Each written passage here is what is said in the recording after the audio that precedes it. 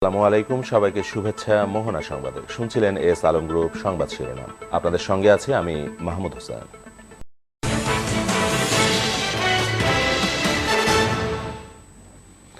Chittagong city নির্বাচনে আজম নাসির উদ্দিনকে নির্বাচিত করতে ঐক্যবদ্ধ হওয়ার প্রত্যয় জানিয়েছেন আওয়ামী লীগের জাতীয় ও স্থানীয় পর্যায়ের শীর্ষ নেতারা। চট্টগ্রাম মহানগর, উত্তর ও দক্ষিণ জেলা আওয়ামী লীগের যৌথ বর্ধিত সভায় তারা এ প্রত্যয় জানান। নির্বাচনে নাসির জয়ী হলে নগরীর প্রধান সমস্যাগুলো দূর করার অঙ্গীকারও করেন নেতারা। রাজীব সেন প্রিন্সের তথ্যে ডেস্ক রিপোর্ট।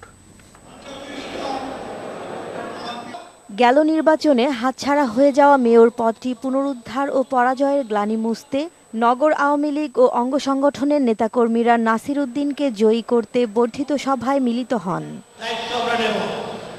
সভায় ইঞ্জিনিয়ার মোশাররফ হোসেন আওয়ামী লীগ সমর্থিত প্রার্থীকে বিজয়ী করে মুক্তিযুদ্ধের সপক্ষের শক্তির মান অক্ষুণ্ণ রাখার আহ্বান জানান।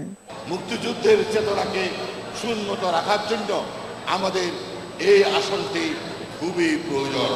এই শহরটাকে আমরা একটা আধুনিক শহরে রূপান্তর আমরা করতে চাই ইনশাআল্লাহ। এদিকে সম্মিলিতভাবে আওয়ামী লীগের মান রক্ষার আহ্বান জানান আজম নাসির উদ্দিন।